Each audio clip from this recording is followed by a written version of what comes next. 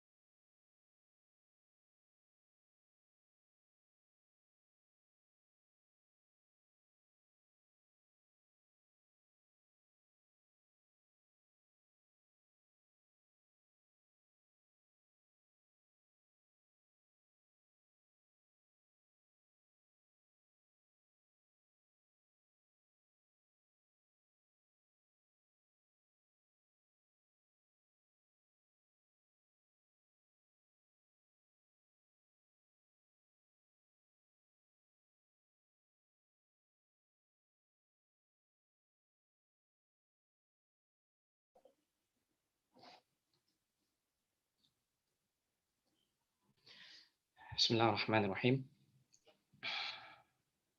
Assalamualaikum warahmatullahi wabarakatuh. Alhamdulillah, nahmaduhu wa nasta'inuhu wa nastaghfiruh wa na'udzu billahi min shururi anfusina wa min sayyiati a'malina. May yahdihillahu fala mudilla lahu wa may yudlilhu fala hadiya lahu. Asyhadu an la ilaha illallah wahdahu la syarika lahu wa asyhadu anna Muhammadan abduhu wa rasuluh. Allahumma shalli wa sallim wa barik ala nabiyyina Muhammad wa ala alihi wa ashabihi ajma'in. Amma ba'd. Alhamdulillah, para hadirin hadirat sekalian, dari baik student dari International Open University maupun dari khalayak umum. Alhamdulillah kita bertemu kembali dalam acara live talk yang kali ini insya Allah kita akan mengangkat mengenai tema perkembangan ekonomi syariah di Indonesia. Alhamdulillah telah hadir bersama kita Dr. Sultan Emir Hidayat sebagai narasumber. Acara ini diselenggarakan oleh Student Committee IOU Indonesia. Dan untuk para hadirin hadirat, kami ingatkan mengenai tata tertib terlebih dahulu. Seperti biasanya untuk webinar di Zoom ini mohon di mute ya, untuk mic-nya di mute, kecuali nanti akan kami persilahkan untuk di unmute apabila mungkin ada pertanyaan dan lain sebagainya. Untuk video mungkin boleh ditampilkan ataupun tidak, namun apabila ditampilkan mohon dalam keadaan yang sopan ya, seperti pada umumnya. Kemudian nanti insya Allah kita akan membuka session tanya jawab, dan apabila nanti bertanya mohon dikirimkan ke moderator pertanyaannya. Nah nanti insya Allah kita akan seleksi terlebih dahulu dan kita akan sampaikan kepada narasumber yaitu Dr. Emir. Baik, izinkan pertama-tama kami menyapa dan memperkenalkan Dr. Sultan Emir Hidayat. Assalamualaikum Dr. Emir. Alhamdulillah. Waalaikumsalam warahmatullahi wabarakatuh. Ustadz Didi, gimana kabarnya Ustadz? Alhamdulillah, alhamdulillah. Terima kasih sudah bersedia menyediakan waktu untuk berbagi sharing mengenai knowledge ekonomi syariah, yang mana di tengah kesibukan doktor yang padat ya kepada mahasiswa IOU International Open University. Ayo khidmat, Ustadz Didi. Saya kan juga bagian dari dari IOU. Jadi saya merasa bahagia bisa menyapa teman-teman IOU yang di Indonesia. Alhamdulillah. Iya, alhamdulillah. Alhamdulillah.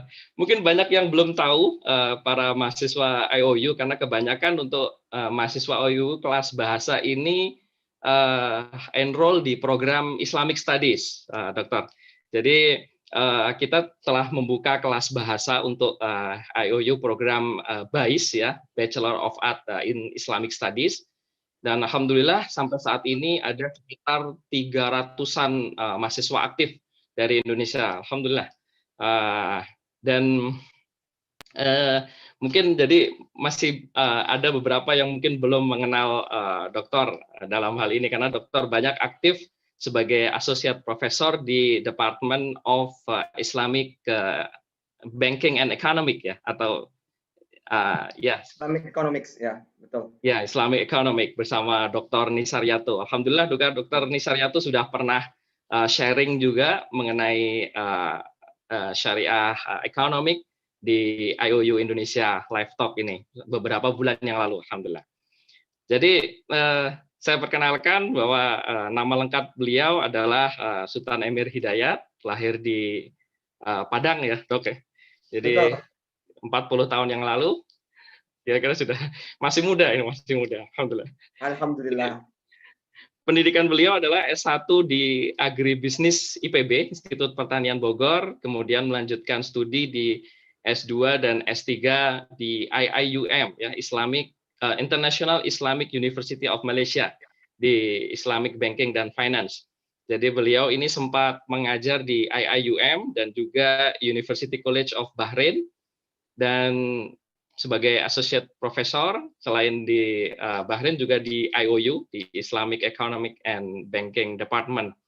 Dan ya, jadi beliau ini merupakan bagian dari Civitas Akademika IOU. Kita sangat berbangga bisa mengenal beliau ini. Kemudian sehari-hari beliau ini menjabat sebagai Direktur Infrastruktur Ekosistem Syariah. Mohon direvisi kalau salah. Betul. Saya di Malaysianya mungkin tadi, saya di IIC, International Islamic College. Itu adalah college-nya IIUM. Ya betul, IIUM Holding, bagian dari IIUM juga. Ya. Baik. Ya. Baik.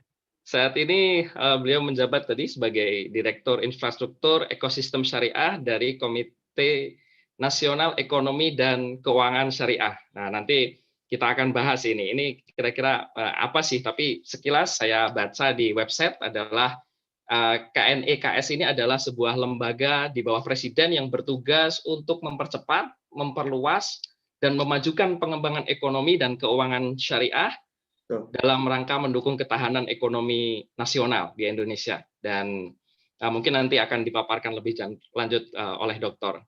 Dan yang sangat membanggakan, beliau mendapat berbagai penghargaan ya, baik di level nasional maupun level dunia, dan salah satu yang sangat membanggakan adalah beliau ini adalah salah satu dari top 50 Muslim who influence Islamic economy. Jadi top 50 Muslim yang berpengaruh dalam Islamic economy versi Islamika 500 tahun 2020. Betul, Dok? Betul. Dan dianggap motivasi sebenarnya nggak layak, tapi kita anggap sebagai motivasi untuk selalu memperbaiki diri. Alhamdulillah. Dan yang sangat membanggakan lagi hanya 2 orang dari Indonesia. Dan hanya 2 orang, dan salah satunya adalah Dr. Emir sendiri. Alhamdulillah. Maka tanpa berpanjang waktu, saya berikan waktu dan tempat kepada Dr. Emir untuk mempresentasikan atau sharing mengenai perkembangan ekonomi syariah di Indonesia. Tafadhol Mas Kir. Terima kasih Ustaz Didi. Bismillahirrahmanirrahim. Assalamualaikum warahmatullahi wabarakatuh. Alhamdulillah. Alhamdulillahirabbil alamin wa bihi nasta'in ala umurid dunya waddin. Wassalatu wassalamu ala asyrafil anbiya'i wal mursalin wa ala alihi wa sahbihi ajmain, amma ba'du. Rabbi shrah li sadri wa yassir li amri wahlul 'uqdatan min lisani yafqahu qawli. Ustadz Didi, teman-teman IOU yang dirahmati Allah, insya Allah, saya bersyukur pertama kali ya, karena memiliki kesempatan yang baik pada malam ini bisa berinteraksi, berukhuwah dengan teman-teman semua IOU Student Committee di Indonesia.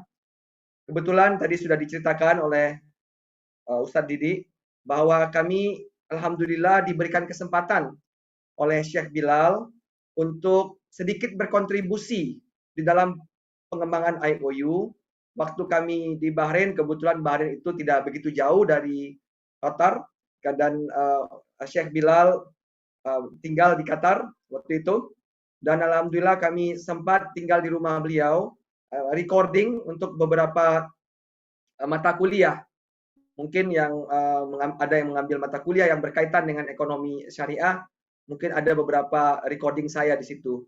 Dan luar biasa, saya bersyukur ya pernah melihat beliau ya, dan saya senang ya, apa yang beliau bangun sekarang berkembang di tanah air. Ya.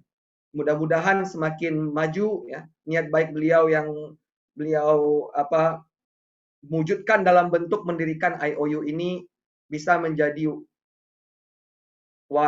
wahana bagi kita semua ya untuk mendapatkan pendidikan yang baik, tetapi dengan biaya yang sangat-sangat murah, bahkan bisa dikatakan hampir gratis. Ya.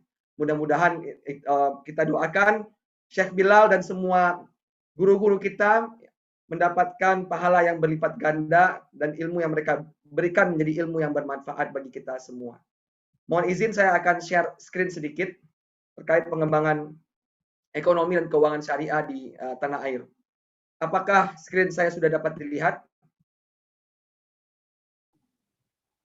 Oke, sudah. Ya. Boleh. Sesuai dengan topik pada hari ini, yaitu perkembangan ekonomi dan keuangan syariah di Indonesia. Pertama, kita akan berbicara tentang overview ekonomi dan keuangan syariah. Kalau kita lihat ekonomi dan keuangan syariah di tingkat global, pada tahun 2019, dalam laporan State of the Global Islamic Economy Report, dicantumkan bahwa pengeluaran konsumen Muslim untuk produk-produk halal ya, industri halal dan ekonomi syariah itu berkisar 2,02 triliun US dollar dengan dari 1,9 miliar Muslim yang mencakup 6 sektor real ekonomi, yaitu makanan halal, kemudian juga Muslim friendly travel ya atau pariwisata ramah Muslim, kemudian busana Muslim, kemudian juga obat-obatan dan kosmetik ya, halal, dan juga pengeluaran terhadap media dan rekreasi. Dari 6 sektor itu total pengeluaran konsumen Muslim di tahun 2019 diperkirakan sekitar 2,02 triliun US dollar.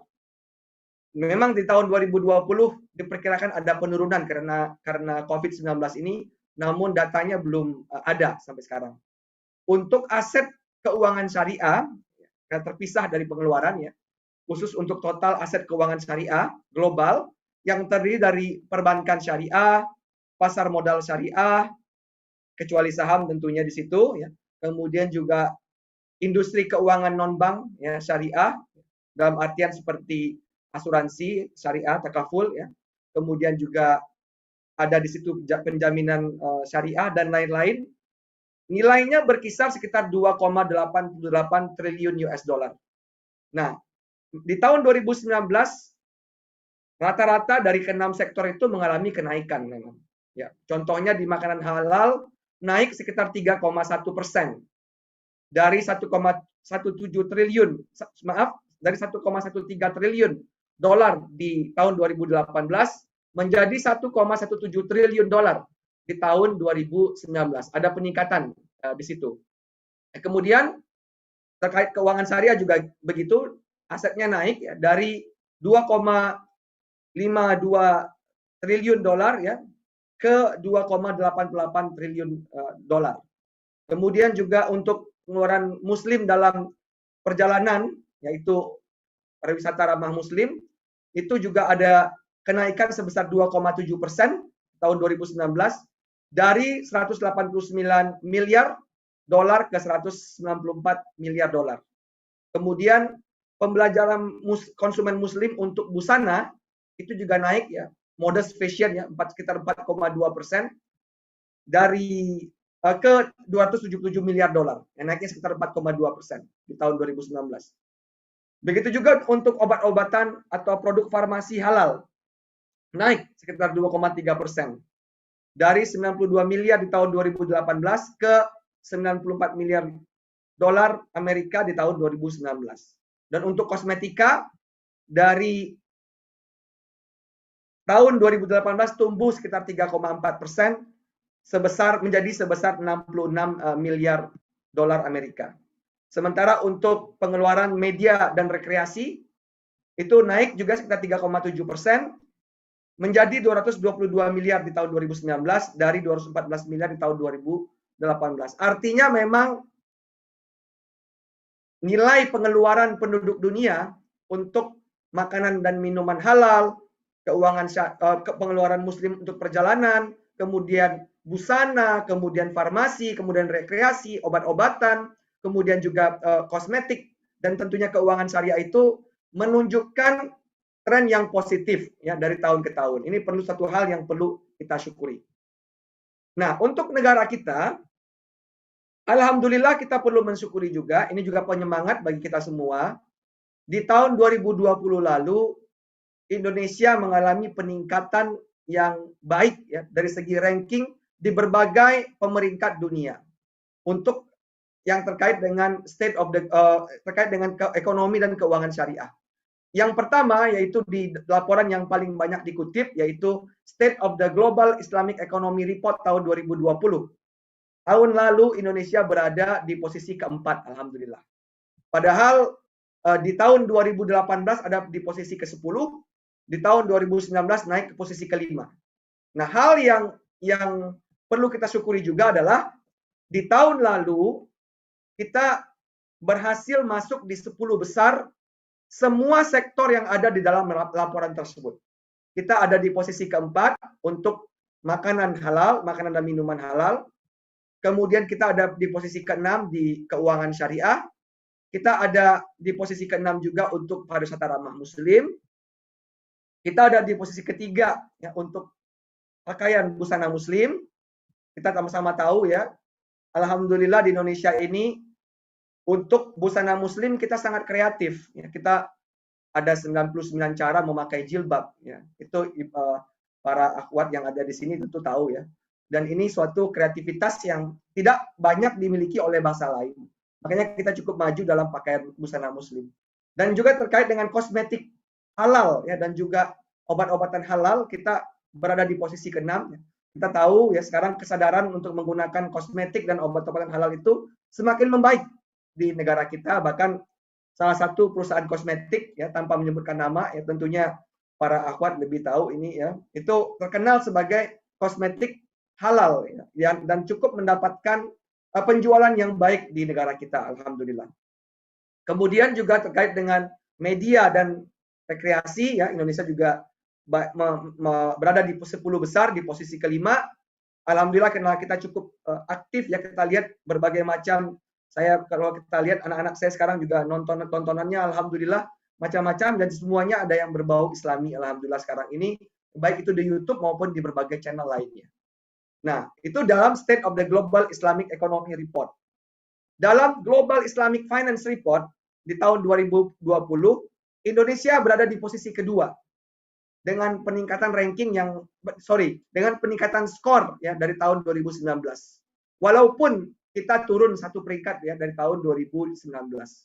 Dalam IFDI, Islamic Finance Development Indicator, saya tadi lupa memberitahu ya, kalau yang awal ini publishernya adalah Dinar Standard ya. Kalau GIFR ini publishernya adalah Cambridge Institute of Islamic Finance dari UK. Kalau IFDI ya, yaitu The Islamic Finance Development Indicator, publishernya adalah Refinitiv ya, Thomson Reuters, dan juga International Corporation Development, ISDB, Islamic Development Bank ya, Bank Pembangunan Islam. Nah, dalam IFDI ini kita berada di posisi kedua juga di tahun 2020, naik dari peringkat keempat di tahun 2019 dan peringkat ke-10 di tahun 2018. Jadi alhamdulillah trennya positif di Indonesia ini, walaupun tentunya masih banyak PR yang harus kita perbaiki ya. Kemudian dalam urusan pariwisata ramah muslim ada suatu peringkat khusus juga yang lain, yaitu disebut Global Muslim Travel Index GMTI yang dikeluarkan oleh Crescent Rating bersama Mastercard. Indonesia di tahun 2019 didaulat menjadi negara terfavorit ya bagi wisatawan muslim dalam hal kenyamanannya segi akses, komunikasi, lingkungan, layanan terhadap informasi yang memudahkan mereka ya dalam melaksanakan ibadah dan juga mendapatkan makanan halal serta hal-hal lainnya. Nah, itu alhamdulillah satu hal yang perlu kita syukuri juga. Dan ini beberapa prestasi yang perlu kita syukuri di tahun 2020. Kemudian di Indonesia sendiri secara rutin ada juga penghargaan yang diberikan ya terhadap beberapa perusahaan yang serius dalam mengembangkan industri halal yang dikenal dengan Halal Award. Di tahun 2019 dalam acara ISEF ya atau ISEF ya, Indonesia Syariah Economic Festival, LPPM UI mengadakan acara Halal Award dan beberapa brand atau merek ya yang dianggap baik maupun perusahaan itu diberikan penghargaan. Dan ekonomi syariah ini sudah menjadi sesuatu yang inklusif, yang menjadi universal. Ya, tidak hanya oleh perusahaan, mungkin beberapa perusahaan yang memang terkenal sebagai terspesialisasi dalam industri halal, contohnya Wardah, tetapi perusahaan-perusahaan multinasional ya seperti Unilever, ya, karena memandang pentingnya halal ya, sertifikasi halal dan penjaminan halal ya di dalam bisnis mereka ya untuk konsumen muslim yang di Indonesia, mereka berhasil juga meraih the most halal top brand achievement. Ya begitu juga Indomie dan lain-lain ya.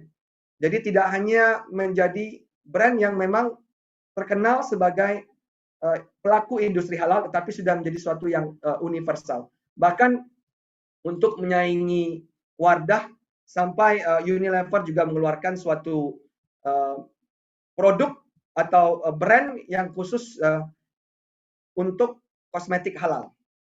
Dan juga tentunya hal-hal lain ya seperti institusi perbankan dan lainnya tentunya juga mendapatkan Halal Award di tahun 2019.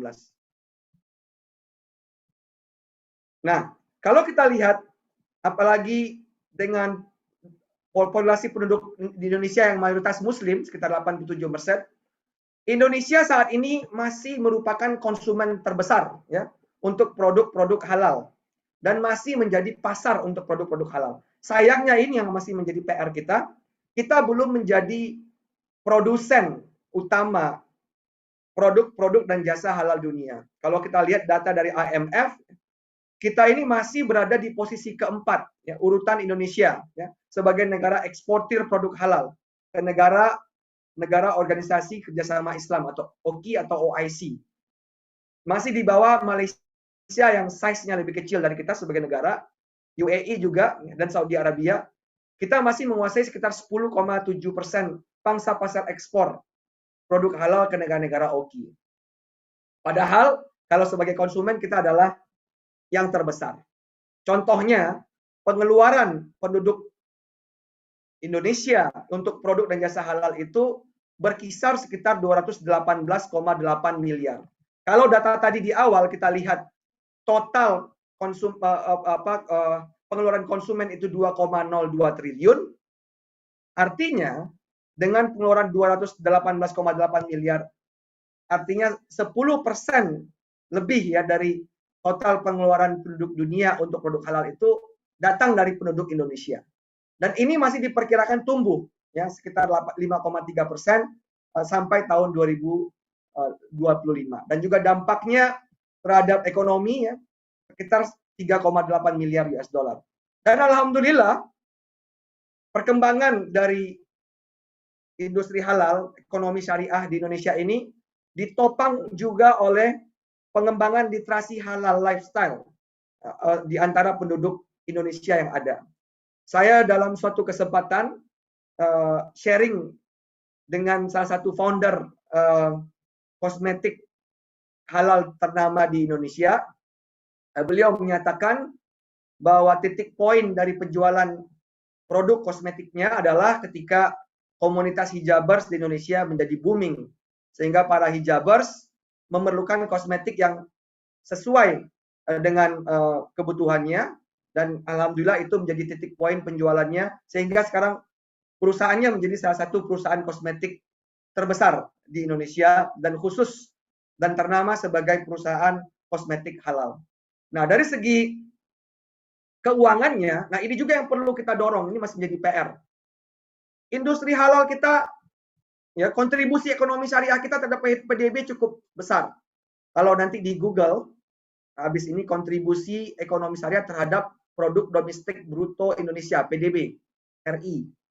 Di tahun 2019 Bank Indonesia melalui Deputi Gubernur Bapak Dodi Budi Waluyo mengumumkan bahwa ekonomi syariah berkontribusi sekitar 80% ya hasil kajian dari Bank Indonesia dari PDB Indonesia.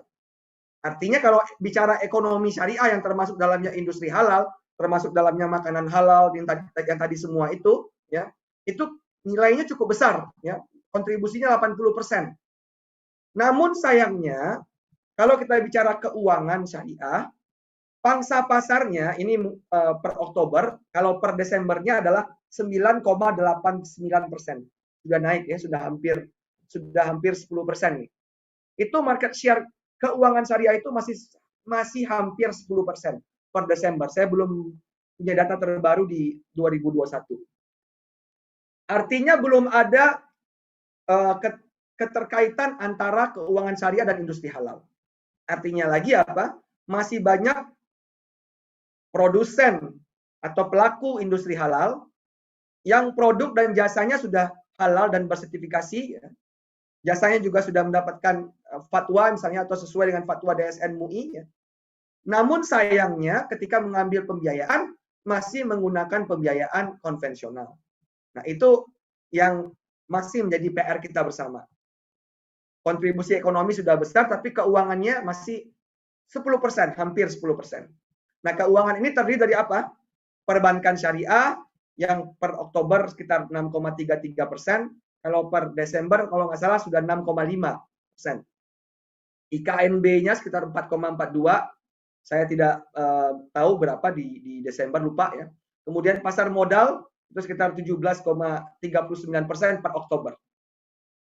Nah, pasar modal tadi itu di luar saham. Hal yang menarik adalah lebih dari 50% saham yang atau efek yang ada di Bursa Efek Indonesia itu sudah syariah compliant ya. Sekitar 51,4% saham yang ada di Bursa Efek Indonesia, baik kalau 51,4% ini dari segi jumlahnya, dari segi nilainya, nilai kapitalisasi. Kalau dari segi jumlahnya adalah 58,82%. Artinya hampir 60% dari saham yang terlisted ya dalam Bursa Efek Indonesia, baik itu dalam ISSI ya, Indonesia Syariah Stock Index ya, itu sudah sudah syariah compliant ya. 60% dari yang ada di Bursa Efek Indonesia sudah syariah compliant dari segi jumlah. Kalau dari nilai kapitalisasinya sekitar 51,4%. Nah, ini suatu hal yang mengembirakan. Dan komposisi saham syariah itu, mayoritas saham syariah berasal dari emiten dan perusahaan publik di sektor perdagangan, jasa dan investasi sekitar 126 saham, sektor properti, real estate dan konstruksi bangunan sebanyak 74 saham, dan sektor industri dasar dan kimia serta infrastruktur utilitas dan transportasi masing-masing sebanyak 60 saham. Ini dia komposisi saham syariah per Oktober 2020. Nah, jadi ini suatu hal yang baik juga, artinya 60% hampir ya 60% dari saham yang ada yang terlisted di Bursa Efek Indonesia itu sudah syariah compliant. Kemudian juga begitu dengan sukuk ya. Sukuk dari tahun ke tahun, baik itu sukuk negara maupun sukuk korporasi, menunjukkan tren yang positif. Bisa kita lihat ini. Dari tahun 2015 sampai Oktober 2020, perkembangan sukuk negara mengalami perkembangan yang positif. Jumlah sukuk negara outstanding mencapai 65 seri atau sekitar 28,63% dari total jumlah surat berharga yang ada, negara yang ada. Jadi yang dari semua surat berharga negara, sekitar 28,6%-nya sudah syariah compliant, sudah memenuhi kaidah syariah. Kemudian dari segi nilai 18,71% dari total nilai surat berharga negara itu sudah syariah compliant. Kalau tadi dari segi jumlah yang di bawahnya adalah dari segi nilai ya. Dari segi jumlah 28,63, dari segi nilai 18,71. Berarti memang relatif ada beberapa atau banyak suku negara yang nilainya kecil. Begitu juga tadi dengan saham ya. Kenapa saham dari segi jumlah hampir 50%, tapi kok dari segi nilai 51%. Berarti masih banyak yang dia itu market cap-nya belum besar ya, masih mungkin medium ya. Nah, itu yang perlu didorong adalah yang big cap itu atau yang besar-besar itu bisa sesuai dengan syariah compliant atau sesuai dengan syariah. Dan kalau dari segi korporasi atau perusahaan yang sudah menerbitkan sukuk, itu juga mengalami peningkatan ya. Dari 163 sukuk korporasi yang outstanding, terdapat 110 seri sukuk yang menggunakan akad ijarah, ini yang paling banyak ya. Kemudian 47 seri sukuk yang menggunakan akad mudharabah, sekitar 28,83%, dan 6 seri sukuk yang menggunakan akad wakalah, sekitar 3,68%. Jadi dominan masih ijarah. Tentunya nilai sukuk ijarah juga tertinggi ya, sekitar 17,45 triliun, namun dari segi total nilai hanya 54,71%. Berarti ada beberapa sukuk ijarah yang relatif kecil ya, nilainya. Sukuk mudharabah itu mencapai 13 triliun rupiah atau 40,74%, dan wakalah sekitar 1,45 triliun atau sekitar 4,55%. Nah, ini pengembangan di sektor sukuk. Nah, bagaimana sekarang komitmen pemerintah kita dalam mengembangkan ekonomi dan keuangan syariah? Nah, ini semacam roadmap ya, komitmen pemerintah dalam mengembangkan ekonomi dan keuangan syariah. Mungkin saya sedikit cerita. Dahulu di zaman pemerintahnya Pak Harto, ya, kita perlu syukuri juga adanya pendirian Bank Muamalat. Walaupun ketika mengusulkan pendirian Bank Muamalat itu, para pendiri Bank Muamalat ketika menghadap kepada Pak Harto memang tidak menonjolkan aspek syariahnya, lebih menonjolkan aspek kekulturan Jawa, ya, di mana prinsip kalau nggak salah saya paroh ya, itu yang juga bagi hasil di kita itu disampaikan kepada Pak Harto, dan beliau terkesan dan memberikan persetujuan untuk pendirian Bank Muamalat Indonesia. Nah, setelah itu di pemerintahan Presiden Susilo Bambang Yudhoyono, sebelumnya juga ya ada peningkatan ya dengan adanya BSM ya, Bank Syariah Mandiri, dan kemudian di pemerintahan beliau juga ya adanya diluncurkan Gerakan Nasional Ekonomi Syariah. Ya, Gerakan Nasional Ekonomi Syariah, GRES. Namun belum ada satu lembaga negara yang khusus waktu itu yang dibentuk ya untuk mempercepat, memperluas dan mengembangkan ekonomi dan keuangan syariah. Nah, di masa pemerintahan Pak Jokowi di tahun 2015 akhir, beliau mulai memikirkan ya, ketika itu di tahun 2015 atau mulai 2014 ketika beliau itu mulai memerintah, keluarlah laporan-laporan dunia yang memperlihatkan ranking Indonesia yang waktu itu masih di bawah 10 besar. Ini menjadi pertanyaan bagi beliau, kenapa kita negara muslim yang terbesar, kok kita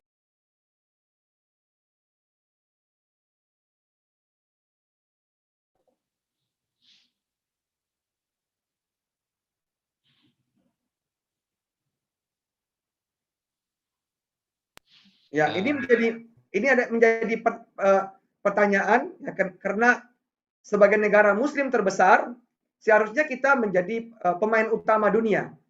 Kemudian beliau memberikan instruksi kepada Bappenas untuk membuat kajian, dan di tahun 2015 Bappenas menyelesaikan kajian bersama konsultan asing yang membantu, ya tentu tidak kami sebutkan namanya di sini. Kemudian mengeluarkan Master Plan Arsitektur Keuangan Syariah Indonesia atau MAKSI. Salah satu rekomendasi dari MAKSI adalah agar Indonesia bisa keluar dari jebakan 5%, ketika itu market share atau pangsa pasar keuangan syariah di Indonesia itu masih di bawah 5%. Agar bisa keluar dari jebakan ini, perlu dibentuk sebuah lembaga negara yang tugasnya mengkoordinasikan, ya, mengakselerasi pengembangan ekonomi dan belum ekonomi waktu itu, masih keuangan syariah di Indonesia. Nah, rekomendasi dari Maksi tersebut diambil oleh Bapak Presiden dengan mengeluarkan Perpres nomor 91 tahun 2016 tentang Komite Nasional Keuangan Syariah, dan yang kemudian diluncurkan di tahun 2017. Di tahun 2017, ya, beliau sendiri yang langsung memimpin komite ini. Dalam sebuah rapat pleno Komite Nasional Keuangan Syariah, KNKS waktu itu masih, beliau menginstruksikan sepertinya Indonesia tidak cukup hanya berfokus kepada keuangan. Justru peluang kita ada di ekonominya, di sektor realnya. Oleh karena itu, waktu itu Bappenas kembali diberikan tugas, ya, atau mandat, ya, untuk menyusun master plan yang lebih komprehensif, ya, memasukkan master plan yang lama kemudian ditambah dengan sektor-sektor lainnya. Dan mulai dari tahun 2018 kemudian manajemen eksekutif KNKS waktu itu dibentuk, ya, di awal Januari tahun 2019, di tanggal 3 dilantik manajemen eksekutif KNKS. Kemudian menyelesaikan bersama Bappenas tentunya Master Plan Ekonomi Syariah Indonesia 2019-2024 yang diluncurkan oleh Ketua KNKS Pak Presiden waktu itu di bulan Mei tahun 2019. Master Plan ini adalah merupakan tahun 2024. Jika teman-teman ingin mendapatkan Master Plan ini, insya Allah dengan mudah bisa mendownload di website kami www.kneks.go.id, kemudian pergi ke One Data Center, kemudian Master Plan, kemudian download. Itu teman-teman bisa melihat kemana arah pengembangan ekonomi dan keuangan syariah Indonesia dari tahun 2019 sampai ke tahun 2024. Nah, Master Plan itu kami turunkan, ya, bersama para stakeholder, ya, di manajemen eksekutif KNKS waktu itu masih menjadi rencana implementasi pengembangan ekonomi syariah Indonesia 2019-2024. Master Plan bersifat terlampau dalam, itu tidak detail, tidak ada yang mana dulu dikerjain. Dalam rencana aksi atau rencana implementasi ini didetailkan apa yang akan dilakukan di tahun 2019, 2020, 2021, 2022, 2023 sampai tahun 2024. Karena mandat dari KNKS tidak hanya keuangan tetapi juga ekonomi, maka Komite Nasional Keuangan Syariah bertransekonomi dan keuangan syariah, ada E-nya tambahannya, melalui Perpres nomor 28 tahun 2020 di bulan Februari tahun 2020 lalu. Nah, ini struktur kelembagaan Komite Nasional Ekonomi dan Keuangan Syariah, di mana ketuanya adalah Bapak Presiden, kemudian wakil ketua dari komite ini adalah Ibu Menteri Keuangan, kemudian ada 16 anggota dari komite ini, yaitu para menteri dan lembaga negara. Menteri Koordinator Bidang Perekonomian, Menteri Koordinator PMK, Menteri Koordinator Bidang Kemaritiman dan Investasi, Menteri Agama, Menteri Perindustrian, Menteri Perdagangan, Menteri Perencanaan Pembangunan Nasional Kepala Bappenas, Menteri BUMN, Menteri Koperasi dan UKM, Menteri Pariwisata dan Ekonomi Kreatif, Kepala Barekraf, Ketua Dewan Komisioner OJK, Gubernur Bank Indonesia, Ketua Dewan Komisioner LPS, Ketua Majelis Ulama Indonesia, dan Ketua Umum Kadin. Ini adalah mereka para anggota dari KNKS, dan yang ada tim substansi yang tugasnya memberikan rekomendasi kebijakan, rekomendasi program strategis, yang nantinya eksekusinya ada di anggota. Tim itu disebut dengan manajemen eksekutif. Nah, saya sekarang ini diamanahkan adalah sebagai salah satu direktur di manajemen eksekutif KNEKS ini. Dan untuk menopang administrasi mulai dari ketua, wakil ketua, sekretaris, anggota, dan manajemen eksekutif, maka dibentuk kesekretariatan KNEKS yang ada di Kementerian Keuangan yang dikepalai oleh salah satu eselon 1 di Kementerian Keuangan. Nah, tugas dari Komite Nasional Ekonomi dan Keuangan Syariah, sebagaimana saya sudah sampaikan tadi, adalah mempercepat, memperluas, dan memajukan pengembangan ekonomi dan keuangan syariah di Indonesia dalam rangka memperkuat ketahanan ekonomi nasional. Dengan 4 ruang lingkup ekonomi dan keuangan syariah. Yang pertama adalah pengembangan industri produk halal, kemudian yang kedua adalah pengembangan industri keuangan syariah, kemudian adalah pengembangan dana sosial syariah, dan yang keempat adalah pengembangan dan perluasan kegiatan usaha syariah. Nah, ini adalah ekosistem yang sedang kita bangun bersama-sama di Indonesia, yaitu ekosistem ekonomi dan keuangan syariah Indonesia. Sesuai dengan tujuannya, yaitu untuk menciptakan maslahah, maka ketika kita ingin menjelaskan ekosistem ini, kita mulai dari segitiga atau piramida ini. Yang pertama yang kita lakukan adalah bagaimana kita bisa meningkatkan kesejahteraan penduduk kita yang masih terkategori sebagai mustahik. Bagaimana dengan mengoptimalkan dana-dana sosial keagamaan atau Islamic Social Finance. Dengan optimalisasi ZIS, ya, zakat, infak, sedekah, dan juga wakaf, kita berharap para mustahik ini bisa naik kelas, ya, bisa memenuhi kebutuhan pokoknya, kemudian bisa mulai berusaha, tentunya menjadi usaha ultramikro. Nah, ketika dia menjadi usaha ultramikro, tentu masih jauh dari bankable, masih perlu dibantu.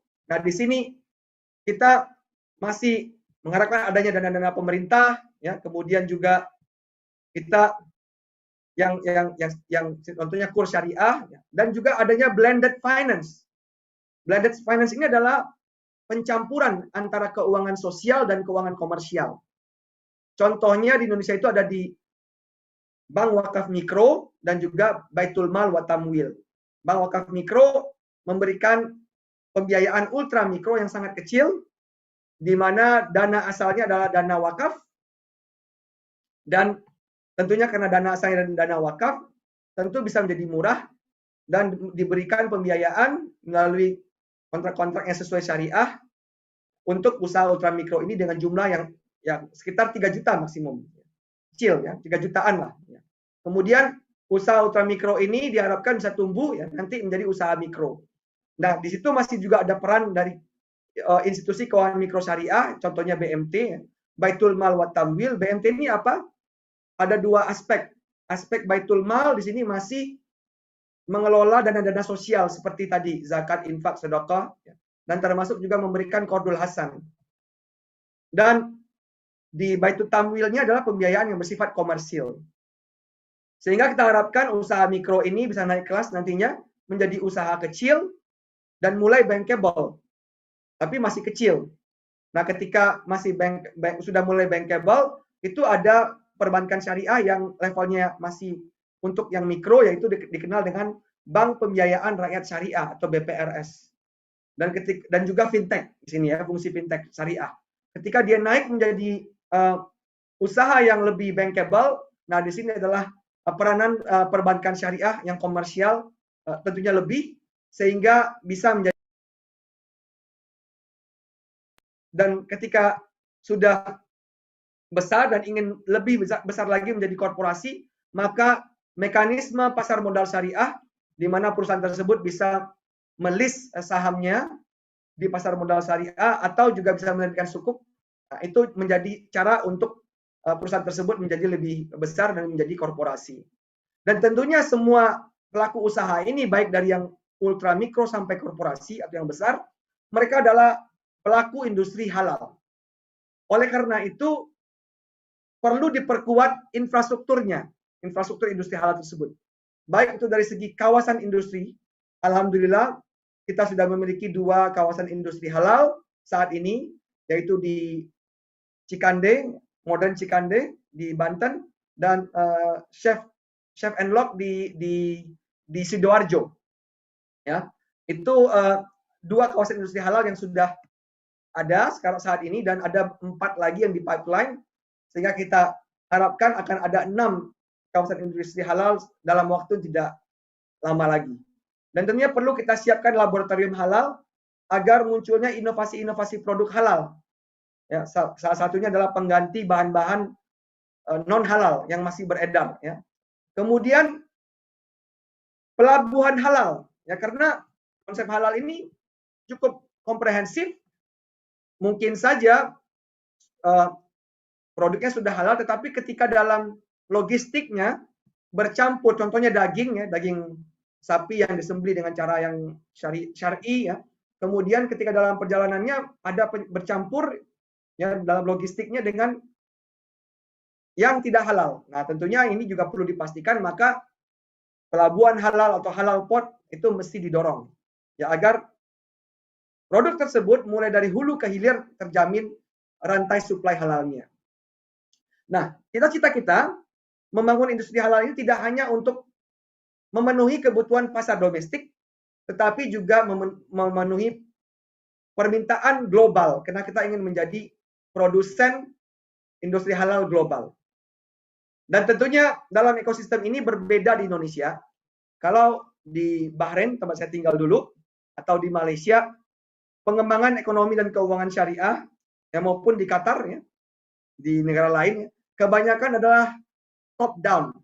Jadi pemerintahnya yang aktif, yang menganggap ini sebagai aspirasi nasional dari awal, ya, menggerakkan ekonomi dan keuangan syariah di negara mereka masing-masing. Namun untuk Indonesia lebih kepada community driven, ya. Artinya yang menggerakkan ekonomi syariah itu adalah komunitas.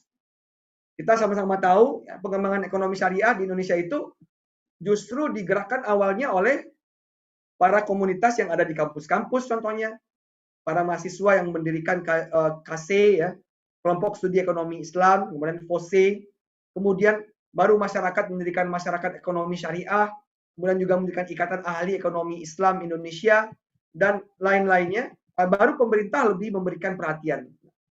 Oleh karena itu komunitas dukungan itu sangat penting, baik itu lembaga Islam, para ormas, pesantren, ya. Pesantren kita yang jumlahnya 28.000, ya, sekitar 28.000, data akuratnya tidak kami miliki, ya, dan masjid yang jumlahnya 800.000. Ini bisa menjadi basis ekonomi dan keuangan syariah di Indonesia.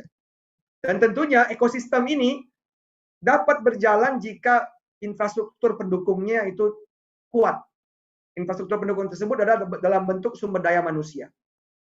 Ya, kita memiliki institusi pendidikan yang banyak, ya. IOU dalam hal ini walaupun global, tetapi bisa diikuti juga oleh orang Indonesia, berperan di sini juga dalam sumber daya manusia. Begitu juga dalam hal riset dan pengembangan. Kita mesti dorong pengembangan riset yang terkait dengan halal science. Masih banyak yang harus kita teliti, ya, sebagai bahan pengganti substitusi non halal. Contohnya dalam hal obat-obatan, ya, kalau obat-obatan yang di luar itu kemungkinan besar sudah ada sertifikasinya, tetapi obat-obat yang di dalam yang pakai resep, ya, biasanya, ya, itu masih ada komponen-komponen non halal, ya, seperti gelatin yang terbuat dari babi misalkan, ya, itu yang perlu masih kita cari substitusinya. Dan juga hal lain adalah terkait dengan regulasi. Kita memiliki peraturan perundang-undangan yang cukup banyak terkait dengan ekonomi dan keuangan syariah. Kita punya UU Undang-Undang Perbankan Syariah, kita punya UU tentang sukuk, Undang-Undang tentang sukuk, kita punya UU tentang zakat, UU tentang wakaf, UU tentang jaminan produk halal, dan lain-lainnya. Namun masih scattered dan masih ada gap-gap yang perlu diisi. Harmonisasi regulasi ini penting, ya, agar ekosistem ekonomi dan keuangan syariah ini bisa berjalan dengan baik. Nah, hal lain adalah perlu adanya branding ekonomi dan keuangan syariah. Karena literasi penduduk Indonesia terhadap ekonomi dan keuangan syariah ini masih rendah. Data dari Bank Indonesia di tahun 2019 lalu surveinya tentang ekonomi literasi masyarakat tentang ekonomi dan keuangan syariah itu adalah sekitar 16,3%. Artinya 16 orang per 100 orang yang ada di Indonesia yang memahami ekonomi dan keuangan syariah dengan baik. Selebihnya masih kurang baik. Oleh karena itu perlu kita tingkatkan literasi ini. Saya bersyukur ya pada hari ini ada inisiatif dari IOU Student Committee di Indonesia yang membuat acara ini ya. Dan ini juga bagian dari literasi ekonomi dan keuangan syariah. Nanti para asatidz yang ada yang terdaftar dalam Student Committee ini harus lebih giat ya menyebarluaskan apa yang didapat pada hari ini maupun bisa juga dipelajari lebih lanjut kepada masyarakat agar literasi masyarakat semakin membaik ke depannya. Nah, di samping itu di tingkat nasional kita sudah alhamdulillah sudah memiliki sekarang brand ekonomi syariah. Logonya itu sudah ditampilkan dalam flyer kita dan brand ekonomi syariah selain logo juga ada tagline-nya yaitu kebaikan untuk semua.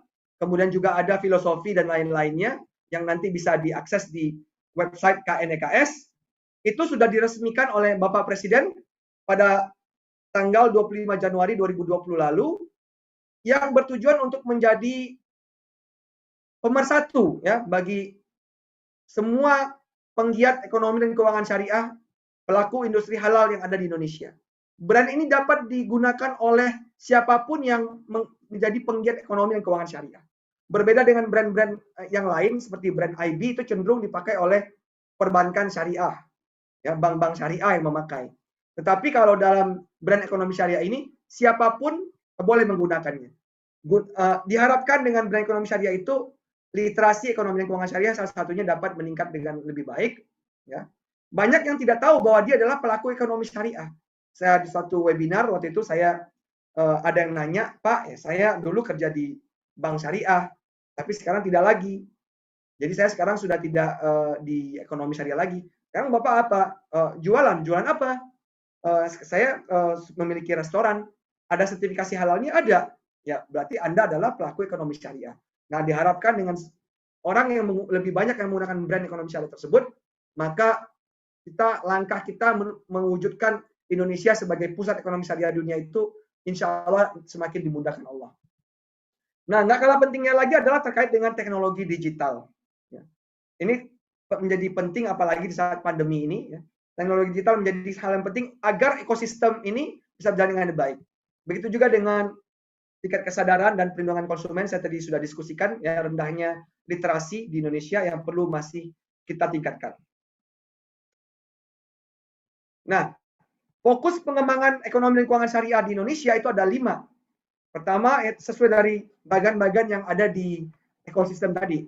Pertama adalah industri produk halal, ada 3 fokus pengembangan. Yang pertama terkait dengan cluster industri halal, kemudian standar halal atau halal assurance system yang komprehensif, dan juga bagaimana meningkatkan kontribusi industri halal terhadap neraca perdagangan Indonesia. Terutama yang di sektor unggulan. Jasa keuangan itu ada 2, bagaimana memperkuat kapasitas tata kelola dan infrastruktur industri keuangan syariah, serta memperkuat modal ya, dan pendanaan industri ekonomi dan keuangan syariah. Kemudian dari keuangan sosial syariah ada 3 ya, bagaimana mewujudkan pengelolaan zakat, infak, sedekah dan wakaf yang transformatif, mewujudkan institusi keuangan mikro syariah yang sustainable, yang bisa meningkatkan kesejahteraan masyarakat, juga meningkatkan inklusi keuangan syariah melalui optimalisasi melalui jaringan di pesantren. Begitu juga dengan bisnis dan kewirausahaan syariah, ada 3 fokus pengembangan. Yang pertama adalah mengembangkan UMKM pelaku industri halal yang berdaya saing, kemudian juga menciptakan dan menguatkan usaha-usaha syariah baru, terutama di sektor unggulan, serta tentunya nggak kalah penting adalah digitalisasi. Kemudian yang terkait dengan infrastruktur adalah meningkatkan literasi, kemudian juga mendirikan kelompok kerja harmonisasi dalam hal ya, penguatan regulasi perekonomian syariah, kemudian membangun SDM yang unggul, dan juga memperkuat riset ekonomi syariah dan sains halal.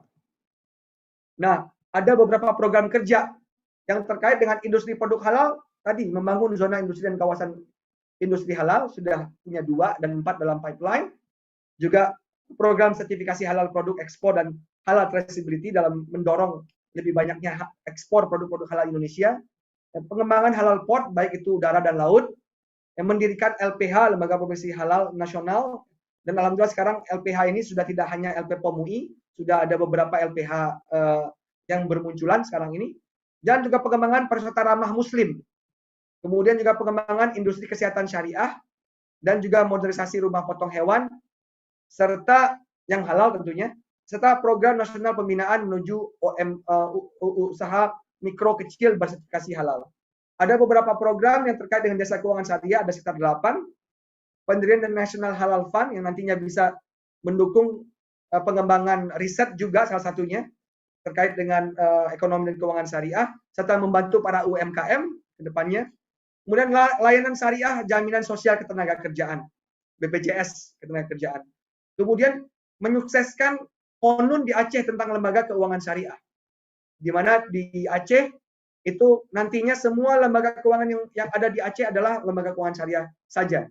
Dan kemudian mendorong adanya kerjasama pemerintah dan badan usaha syariah, dan mendorong munculnya Islamic Investment Bank yang pertama, yang full-fledged Islamic Investment Bank di Indonesia. Yang konsolidasi perbankan syariah, alhamdulillah kita sudah menyaksikan Bank Syariah Indonesia muncul sebagai hasil dari konsolidasi 3 perbankan syariah terdahulu menjadi bank syariah yang modalnya cukup besar dan nanti akan didorong lebih besar lagi sehingga bisa menjadi bank buku 4. Selain itu juga konsolidasi juga terjadi di perbankan swasta, BCA syariah akan insya Allah digabung dengan Robobank sehingga menjadi bank syariah yang lebih besar. Dan penguatan industri asuransi syariah tentunya penting, dan juga pengembangan dana pensiun syariah. Dan terkait dengan keuangan sosial syariah ada 4, transformasi pengelolaan zakat, infak, dan sedekah, juga wakaf, dan juga institusi keuangan mikro syariah yang berkelanjutan, serta memperluas dan menguat jaringan layanan keuangan syariah yang berbasis pesantren. Ada 5 program yang terkait dengan bisnis dan kewirausahaan syariah, program pembinaan dan peningkatan skala usaha mikro kecil halal nasional, IPO usaha syariah dan perimbangan sukuk usaha syariah, inkubasi eksportir produk halal dan kemitraan dengan usaha besar, akselerasi digitalisasi informasi dan usaha syariah, serta mendirikan pusat data ekonomi syariah Indonesia. Yang ada 5 juga yang terkait dengan infrastruktur ekosistem syariah. Tadi sudah kita jelaskan, itu membuat brand ekonomi syariah, juga memperkuat dan meluncurkan program literasi ekonomi syariah yang masif, dan juga mendirikan kelompok kerja yang mengharmonisasikan regulasi perekonomian syariah, serta mendorong munculnya SDM ekonomi syariah yang unggul dan berdaya saing global, serta juga riset sains halal. Nah, kita sekarang ini yang menjadi student di IOU, mungkin sebagian milenial dapat berperan juga agar bisa mendorong ekonomi dan keuangan syariah lebih maju. Pertama adalah membuka rekening di bank syariah. Nah, ini yang kita dorong agar ekonomi of scale di perbankan syariah ini makin membaik. Kemudian juga kalau mungkin ada di daerah, bisa menabung di koperasi simpan pinjam, menjadi anggota koperasi simpan pinjam pembiayaan syariah atau KSPPS, atau yang lebih dikenal dengan BMT, Baitul Mal wa Tamwil. Dan juga bisa mulai berinvestasi di instrumen keuangan syariah, baik itu di saham syariah, di sukuk maupun reksadana syariah yang available, bahkan bisa online, cukup membuka rekening efek syariah. Kemudian berbelanja di UMKM milik pengusaha muslim, ini juga bisa mendorong pemberdayaan ekonomi umat. Juga bisa membeli produk makanan minuman yang berlogo halal resmi, misalnya dari MUI. Kemudian juga menggunakan layanan digital syariah, yang dompet digital syariah kita alhamdulillah sekarang sudah memiliki layanan syariah link aja, merupakan first Islamic digital atau payment, digital payment, di mana pembedanya adalah floating fund-nya hanya di bank syariah, kemudian diskonnya tidak diberikan oleh provider tapi diberikan oleh merchant, dan semua akad yang ada di sini dan juga produk yang dijual adalah pertama akadnya akad istiqomah syariah dan produknya adalah produk yang halal.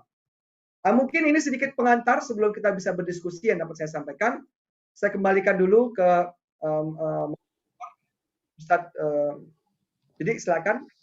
Masya Allah, jazakumullah khairan katsiran, Dr. Emir telah memberikan penjelasan yang sangat detail, komprehensif mengenai bagaimana posisi ya perkembangan ekonomi syariah yang ada di Indonesia saat ini. Baik, dari itu saya bisa sedikit simpulkan bahwa memang perkembangan di ekonomi syariah di Indonesia ini memang semakin lama semakin meningkat ya, terlihat pada peringkat global Islamic Economy di worldwide ya, secara global Indonesia mulai naik menjadi 4 besar, dan kemudian tantangan-tantangan ke depan juga masih banyak ya yang perlu kita jalani bersama ya, karena sebagai Muslim sayang sekali keuangan syariah itu hanya kita menempati sekitar 10%, hampir 10% saja, dan perlu adanya literasi yang lebih ditingkatkan karena literasi mengenai keuangan syariah itu masih rendah. Sedangkan Dr. Emir juga memberikan penjelasan mengenai KNEKS ya, merupakan ini sebuah komitmen dari pemerintah Republik Indonesia untuk menjalankan atau mempercepat adanya perkembangan ekonomi syariah. Ada roadmap pengembangan ekonomi syariah termasuk pembangunan industri halal, baik untuk pasar domestik maupun pasar global. Maka tadi terakhir pesan dari Dr. Emir sebagai Muslim, cara kita mendukung ekonomi syariah bisa dengan membuka rekening di bank syariah, baik bank syariah maupun BMT ya, Baitul Mal wa Tamwil, kemudian berinvestasi syariah, serta jangan lupa untuk berbelanja di UMKM dan juga membeli produk-produk yang halal ya, halal certified dari MUI. Baik, tidak terasa sepertinya sudah sekitar 45 menit ini Dr. Emir memberikan penjelasan. Kira-kira Dr. Emir mempunyai waktu berapa lama untuk session tanya jawab? Saya insya Allah sediakan waktu. Masya Allah. Oke. Sebelum diberikan pertanyaan kepada audiens, saya akan bertanya terlebih dahulu ini Dr. Emir. Jadi sebagaimana kita ketahui kadang di kalangan umat Muslim sendiri masih ada semacam resistensi mengenai lembaga keuangan syariah maupun bank syariah di Indonesia. Masih ada yang menganggap misalnya bahwa bank syariah yang ada di Indonesia itu masih belum sepenuhnya syariah atau belum sepenuhnya syar'i. Nah ini bagaimana menurut dokter atau mungkin dari program KNEKS sendiri, sebetulnya ini banyak ya yang pihak yang terlibat di sini, termasuk misalnya DSN MUI maupun Dewan Pengawas Syariah dari masing-masing bank syariah yang sudah ada. Itu salah satu pertanyaan dari saya, apakah mungkin ada rencana dialog atau bagaimana? Karena memang di satu sisi memang ada beberapa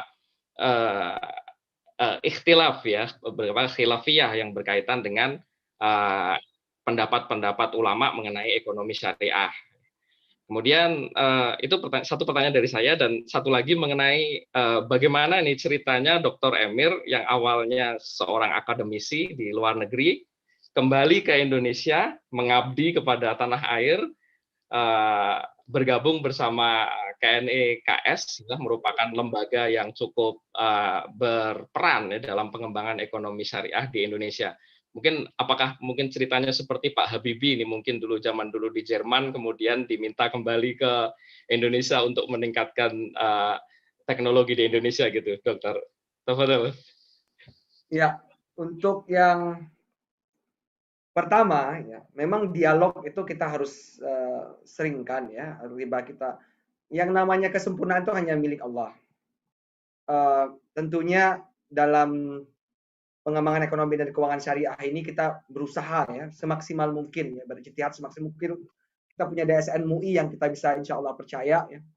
Tentunya tidak ada tentunya itu adalah kumpulan ya dari berbagai ulama, dari berbagai organisasi ya, ormas yang ada juga mewakili banyak institusi ya.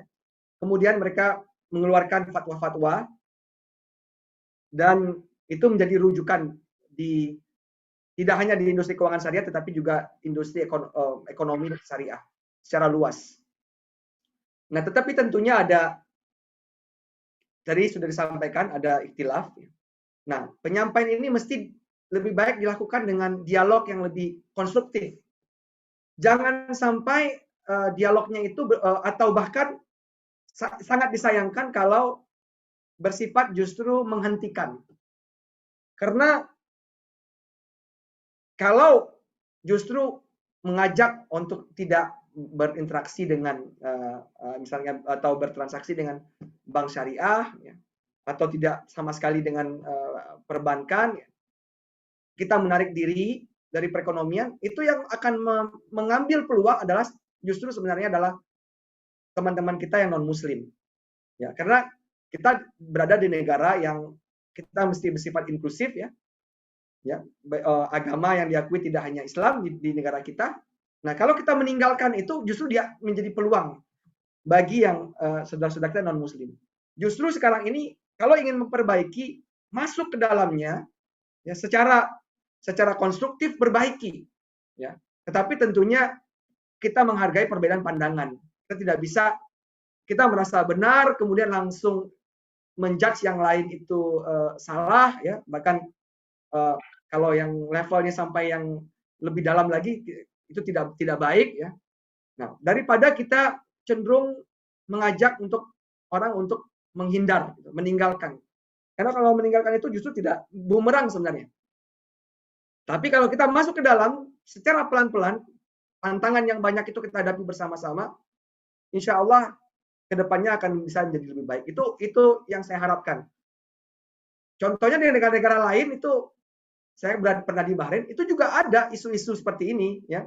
Tidak juga, ya, bahkan masalah tawaruk kayak contohnya, ya, nggak putus-putus sampai sekarang, ya. Sampai sekarang itu di Timur Tengah tawaruk itu nggak putus-putus. Ada yang bilang haram, ada yang bilang tidak, gitu kan. Itu nggak putus-putus sampai sekarang, tetapi tidak ada gerakan yang mengajak untuk menghindar, gitu. Jadi masih bersifat dialognya bersifat konstruktif. Artinya selalu ada, ya, dan bisa ada perubahan. Dari Malaysia aja contohnya deh, yang dulu masih menggunakan bai'ul innah banyak tuh. Sekarang karena orang mulai dialog konstruktif, akhirnya pelan-pelan hilang. Tapi kalau menarik diri, nah saya kurang yakin kalau itu. Itu justru akan membawa semua gerbong yang udah itu jadi mundur. Itu pendapat pribadi saya terkait yang pertama. Yang kedua, ya, saya tidak ada apa-apanya kalau dibandingkan Pak Habibie. Jangan dibandingkan dengan Pak Habibie, itu orang Masya Allah, ya. Allah yarham.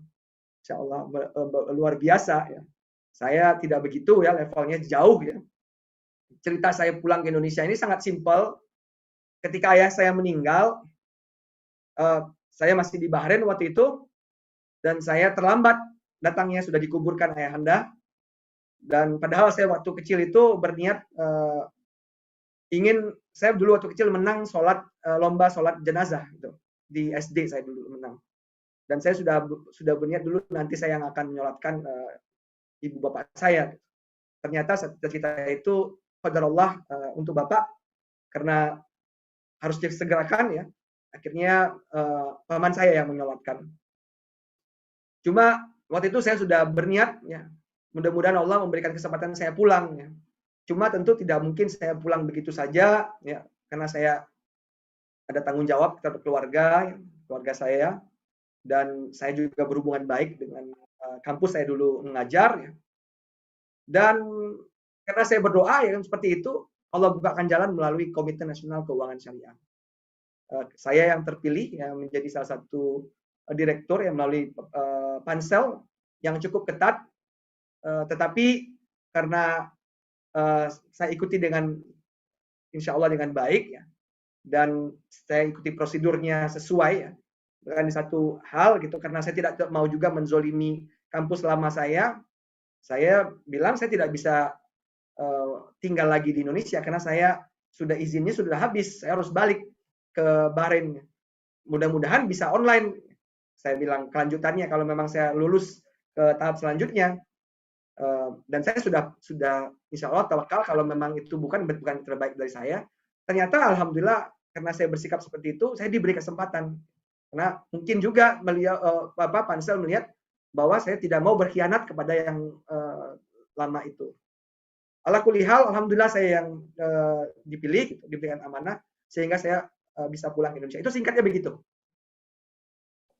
Alhamdulillah, terima kasih Dr. Emir. Ini selanjutnya ada beberapa pertanyaan dari audiens.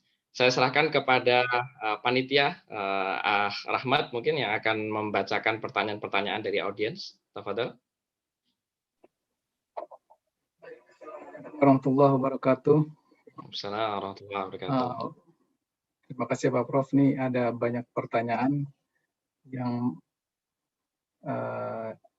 masuk ke saya. Tapi sebelum saya bacakan, saya ingin mengajak teman-teman untuk mendalami tentang ekonomi Islam ini melalui dengan bergabung di Open University, International Open University (IOU). Di sini banyak sekali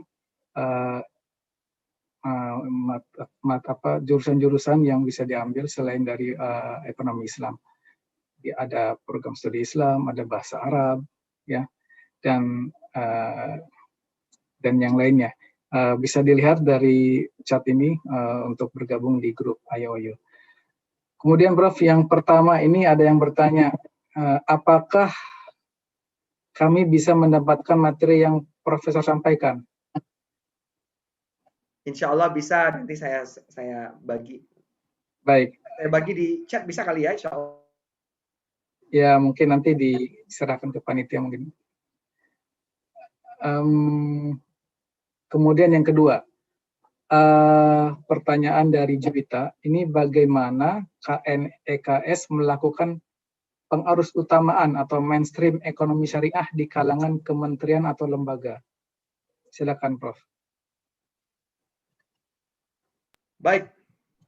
Nah, ini pertanyaan yang menarik. Ketika kami masih KNKS atau Komite Nasional Keuangan Syariah, hanya 10 kementerian dan lembaga yang menjadi dewan pengarah kami waktu itu, dewan pengarah istilahnya waktu itu. Dan seiring waktu, alhamdulillah hari ini keanggotaan Komite Nasional Ekonomi dan Keuangan Syariah itu ada 16 kementerian dan lembaga. Dan Bapak Wakil Presiden, Ketua Harian kami, sudah menyurati Kemenpan RP untuk memberikan ya setidaknya setiap kementerian dan lembaga itu memiliki unit paling rendah eselon 2 yang menangani tentang ekonomi dan keuangan syariah. Dan alhamdulillah sudah mulai satu persatu muncul.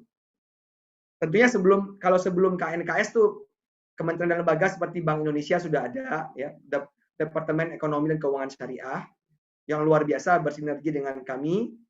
Kemudian juga di OJK yang sudah ada DPBS, ya, Direktorat Perizinan dan Pengawasan Perbankan Syariah, kemudian Direktorat Pasar Modal Syariah, dan lain-lain. Dan baru-baru ini sudah muncul juga di Kemenko Perekonomian, ASDEP atau Asisten Deputi setingkat eselon 2 yang berkaitan dengan ekonomi dan keuangan syariah. Kemudian melibatkan kita juga dalam KNKS ini akan memiliki kelompok kerja dengan 16 anggota ini.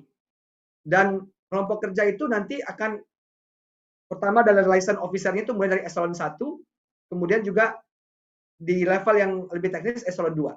Dan nanti turun lagi ke level yang lebih ini. Jadi penglibatan kementerian dan lembaga ini dalam keanggotaan KNKS ini adalah dalam rangka juga agar kementerian dan lembaga ini lebih berperan dalam pengembangan ekonomi dan keuangan syariah.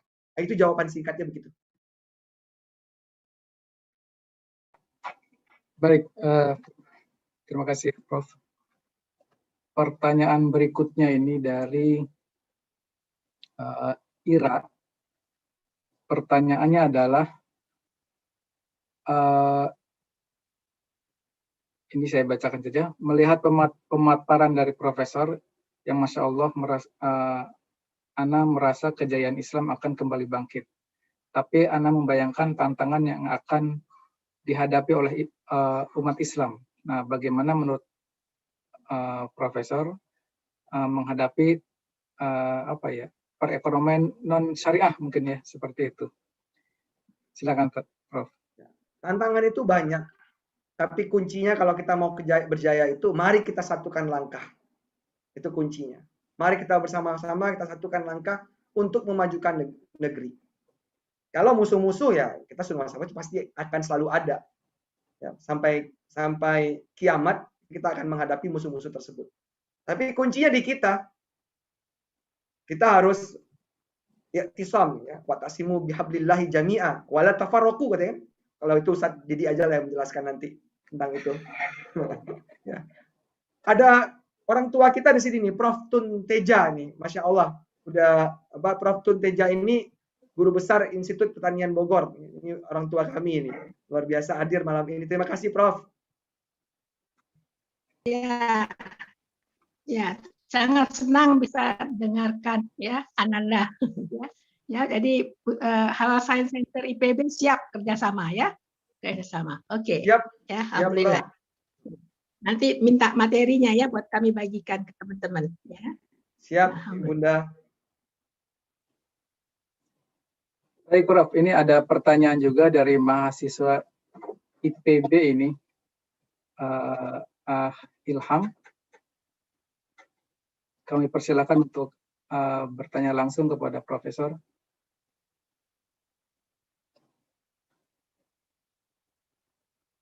Ilham.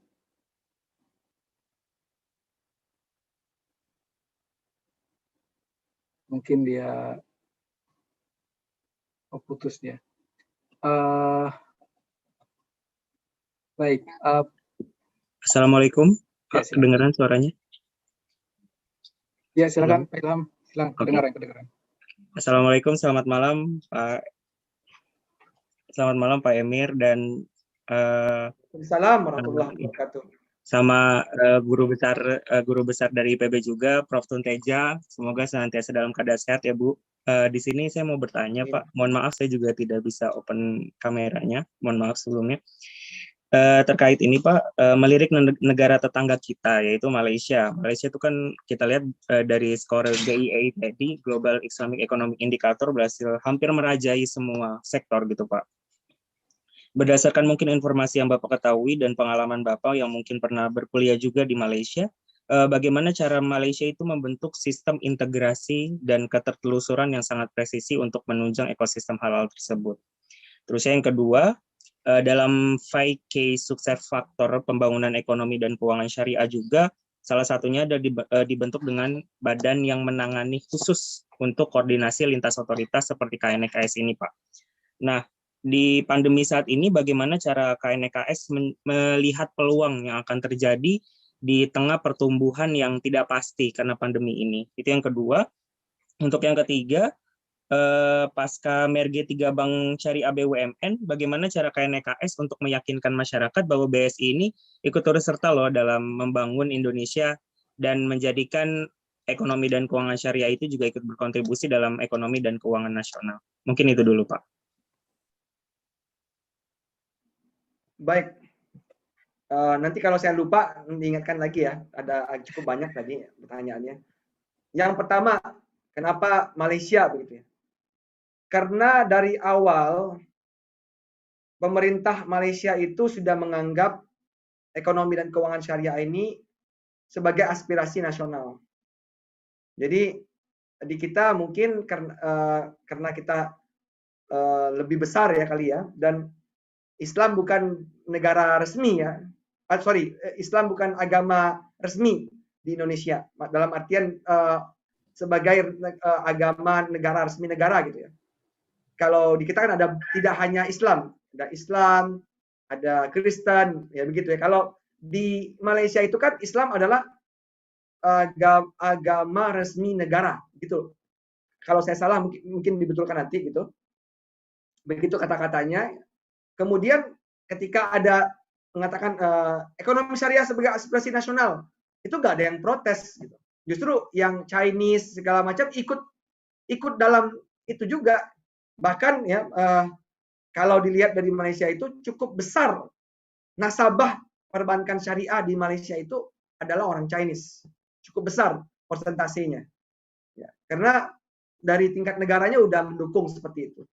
Kemudian oleh karena itu BUMN juga menempatkan dananya di bank perbankan syariah. Sehingga karena pemerintahnya mendorong ya, industri keuangan syariah muncul. Dan tidak hanya itu, mereka tidak hanya fokus kepada keuangan, tapi juga industri halal. Bahkan kita, tentunya sebagai alumni IPB ya saya dan juga Prof Tun tahu ya, malah alumni IPB yang luar biasa itu justru bekerja di Malaysia ya, memberikan riset-riset yang luar biasa, tapi namanya untuk kemajuan industri halal di Malaysia. Ada Profesor Irwandi Jaswir, itu orang Indonesia, tapi mengabdi di perguruan tinggi Indonesia. Dan itu terintegrasi dengan baik ya. Saya dengar dari Prof Irwandi itu dana untuk riset itu tuh sangat available ya. Kemudian didukung oleh pemerintah ya. Nah, karena mereka dari awal sudah seperti itu ya, mereka tentunya karena mereka duluan ya, akhirnya mereka menjadi nomor satu ya. Sementara kita kan nyadarnya belakangan. Di awal-awal dulu belum berani memunculkan ekonomi syariah ini. Pelan-pelan masyarakat bergerak ya, makin besar. Baru pemerintah melihat banyak juga ya masyarakat yang menginginkan ini. Baru pemerintah turun. Mudah-mudahan dengan sekarang mulai turunnya pemerintah, dan kalau kita mendesak dari masyarakatnya terus mengingatkan ini penting ya. Nah, ini perhatian pemerintah makin besar ya. Nah, insya Allah kita akan segera bisa insya Allah mencapai level yang sama dengan Malaysia atau bahkan lebih ya. Ya, saya juga tidak mau sih bersaing-saing begitu. Maunya kalau bisa ya sama-sama kita memajukan ekonomi dan keuangan syariah di dunia. Dan tentunya Indonesia sebagai negara muslim terbesar memiliki peran yang penting ya dalam hal ini. Tapi contoh dari Malaysia di mana komitmen pemerintah yang kuat itu perlu dicontoh. Itu sih jawabannya kalau untuk yang Malaysia. Yang kedua terkait apa tadi? Mengenai itu, Dokter, pandemi sebagai peluang Indonesia menjadi pusat produsen halal dunia. Gitu. Betul. Ya. Pandemi ini banyak mengajarkan kita bahwa aspek halalan thayyiban ini penting. Ya, sangat penting ya. Dulu kita tidak begitu mementingkan kesehatan, ya, konsumsi yang sehat dan halal tentunya. Tapi dengan pandemi ini justru memiliki potensi ya bagi industri halal. Kita semakin sadar ternyata sesuatu yang halal thayyiban itu adalah sesuatu yang baik. Nah, ini menjadi potensi yang baik untuk industri halal ke depannya. Namun dengan pandemi tentunya digitalisasi menjadi penting juga. Nah, bagaimana industri halal ini terintegrasi ke sebuah sistem digital yang baik itu menjadi penting. Jadi peluang dalam pandemi ini ada dalam setiap dalam setiap krisis itu pasti ada peluang. Dan sektor pertanian itu kan kita tahu dari data BPS itu masih positif ya di saat-saat pandemi ini. Ini menjadi salah satu sektor yang bisa kita unggulkan karena awalnya kita sama-sama tahu dulunya kita adalah negara yang berbasis pertanian ya. Sampai sekarang kali ya masih berbasis pertanian. Nah, kalau kita dan pertanian sangat erat dengan makanan dan makanan halal, apalagi karena Indonesia adalah mayoritas penduduknya adalah penduduk muslim. Tentunya menginginkan pangan yang halal.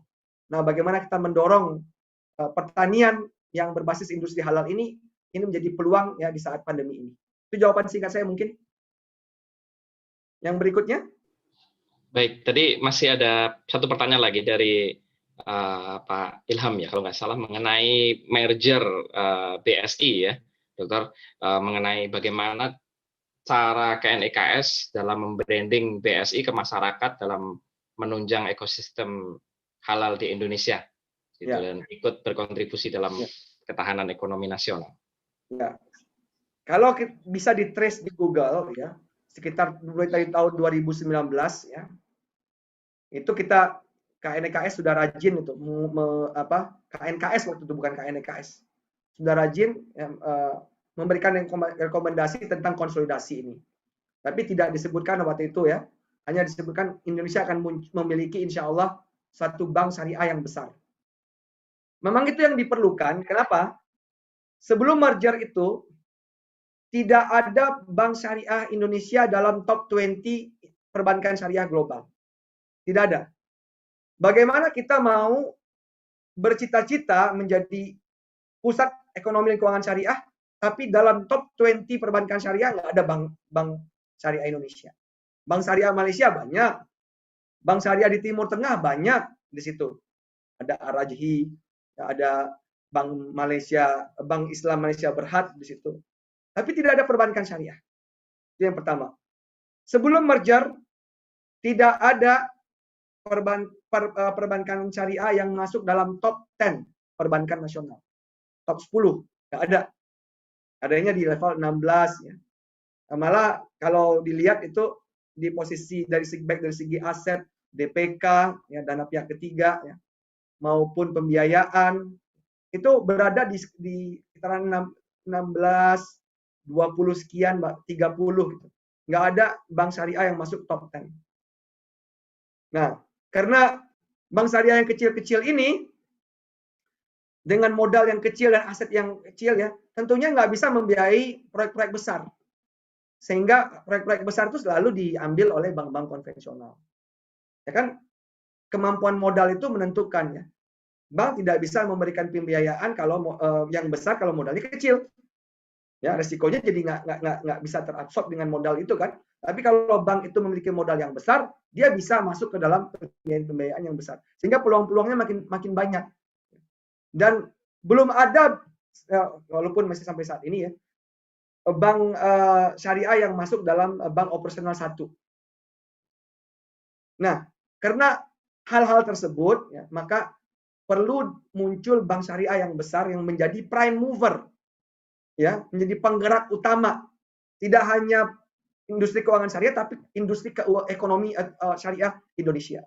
Dan nanti bank syariah yang besar ini, BSI yang hasil merger ini kan langsung masuk top 10. BSI sekarang secara aset ya maupun dan lain-lainnya itu masuk top 10 ya, di nomor 7 ya, perbankan nasional. Dan masuk top 20 perbankan syariah global. Ya, nomornya saya agak lupa ini 15 atau 16 dengan adanya bank syariah Indonesia. Tapi kalau untuk tingkat nasional nomor 7. Nah, dengan yang modal yang lebih besar ini kesempatannya lebih banyak dan perlu kita dorong ya, dan memang target juga dari BSI ya, di akhir tahun 2021 ini modal intinya akan diperkuat sehingga menjadi bank buku 4. Nah, kalau sudah menjadi bank buku 4, kalau kita lihat bank buku 4 yang ada yang konvensional sekarang ini, ya BRI, kemudian BCA contohnya, ya, itu mereka sudah punya ekosistem yang lengkap, ya. Sudah punya venture capital, sudah memiliki asuransi juga, ya, sudah memiliki investment banking juga, sudah memiliki digital banking, ya. Sehingga ekosistemnya lengkap. Nah, dengan nanti kita dorong seperti itu, BSI ini kita harapkan juga punya ekosistem yang lengkap juga. Dan juga bisa mendorong ekspor.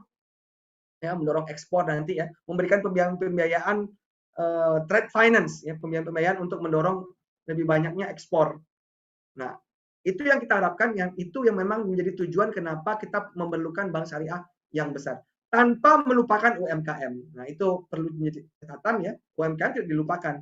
Cuma peluang-peluang yang dulu yang nggak mungkin didapat oleh bank syariah yang kecil-kecil tadi, dengan menjadi BSI yang besar, itu bisa didapatkan. Lebih kurang begitu jawaban saya.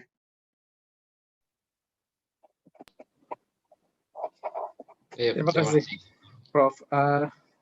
Ini ada pertanyaan berikutnya dari Muhammad Izzuddin Al-Hafiz. Ini beliau adalah calon mahasiswa baru Associate Degree in Islamic Economics, Banking and Finance di International Open University. Ini beliau punya 3 pertanyaan. Yang pertama, seberapa besar peluang Indonesia menjadi global halal hub? Lalu apa saja yang perlu Indonesia lakukan untuk menjadi global halal hub?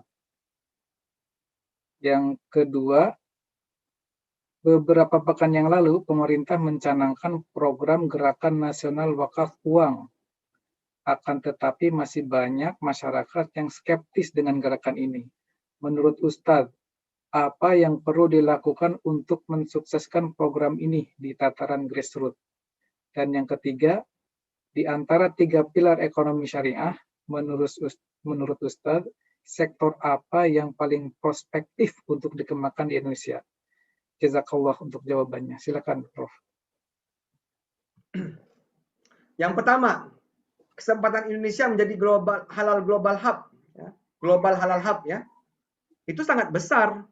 Lihat tadi ya, dari total pengeluaran 2,02 triliun, 218 miliar, ya itu dolar ya, 2,02 triliun US dollar, 218 miliar US dollarnya itu ada di Indonesia. 10% lebih dari total pengeluaran produk halal dan produk dan jasa halal di dunia itu dari Indonesia. Ya, dari 50-an anggota OKI, ya. Indonesia itu memiliki pangsa pasar 10% dari segi total pengeluaran. Kita tuh pasar yang besar nih. Ya. Sayangnya kita untuk ekspor tuh baru sekitar 10% dari pangsa pasar kita, ya, di negara-negara OKI, masih kalah dibanding Malaysia dan lain-lain. Ya. Ini yang perlu kita dorong. Kalau kita bisa menjadi produsen, ya itu cita-cita Pak Wapres ya, sebagai Ketua Harian KNKS berkali-kali beliau menyampaikan hampir di setiap pidato beliau, saya mau Indonesia menjadi produsen produk halal, tidak hanya konsumen produk halal. Itu dia beliau sampaikan. Nah, langkah-langkahnya strategis tadi apa? Tadi sudah dijabarkan ya, dengan membentuk kawasan industri halal, ya, kemudian memperbaiki halal assurance system, dan lain-lainnya tadi sudah saya jabarkan cukup banyak ya. Nanti bisa dilihat di slide ya.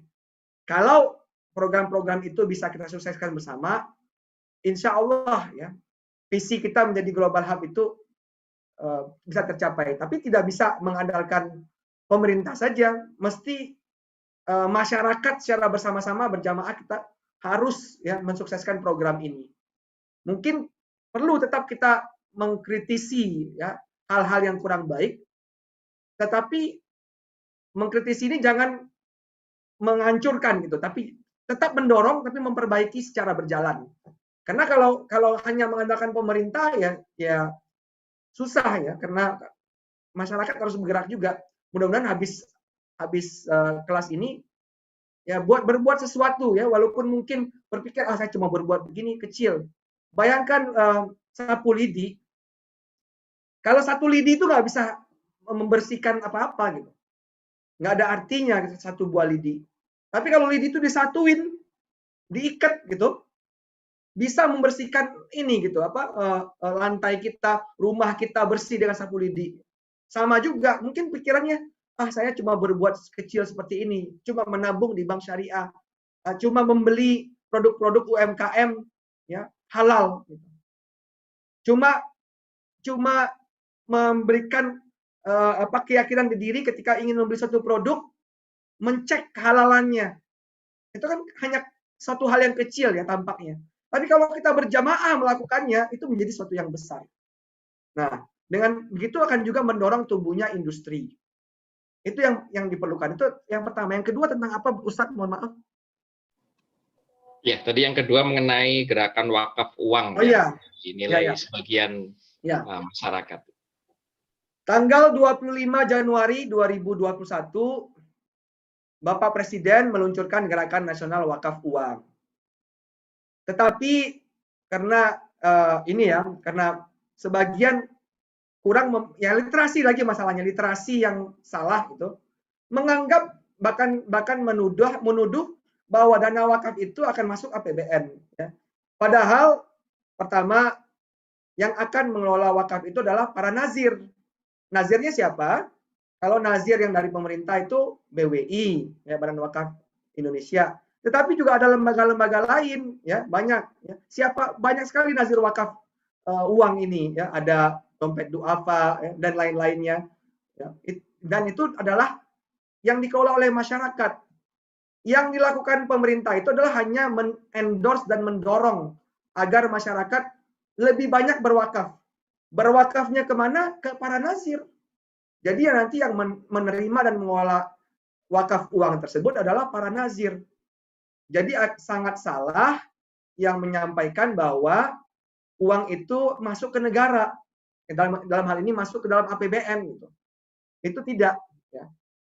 Tidak sama sekali. Nah, kalau ada yang bilang wakaf ini untuk pembangunan, iya. Contohnya, nazir itu mengelola wakaf uang itu diinvestasikan nanti ke berbagai instrumen instrumen investasi syariah, ya, yang resikonya tentu dalam level yang tidak beresiko, dan kemudian mendapatkan return atau keuntungan. Keuntungannya mau diapain? Bukan dikembalikan kepada wakif, tetapi keuntungannya itulah yang digunakan untuk pembangunan rumah sakit, perbaikan fasilitas rumah sakit, pendidikan, kemudian juga fasilitas keagamaan. Apakah itu tidak untuk pembangunan? Untuk pembangunan. Apakah itu membantu pemerintah? Iya, mengurangi beban fiskal pemerintah juga. Tetapi caranya begitu, tidak langsung masuk ke kas negara gitu, atau ke dalam APBN. Gitu. Jadi dana wakaf itu dikelola oleh para nazir. Nazirnya itu bisa BWI, bisa nazir-nazir yang lain yang dari masyarakat. Nanti hasil dari pengelolaan wakaf uang itu akan digunakan ya untuk pokoknya masih tetap ya, karena disitulah ya prinsip dari wakaf itu kan yang pokoknya itu masih tetap, masih berkelanjutan. Tapi keuntungannya lah yang dipakai untuk hal-hal yang bermanfaat tadi. Membantu pembangunan tentu. Nah, literasi yang seperti ini harus kita sebarluaskan ya, kesalahan yang terjadi itu ya mesti kita luruskan ya, agar supaya tidak salah sangka gitu, masyarakat gitu. Begitu lebih kurang. Baik, tadi masih ada satu pertanyaan lagi, Dokter, mengenai dalam 3 pilar ekonomi syariah tadi, sektor mana yang lebih prospektif gitu? Mungkin saya ingin tahu 3 pilar yang dimaksud apa ya? Mohon maaf. Iya. Beliau tidak menyebutkan itu.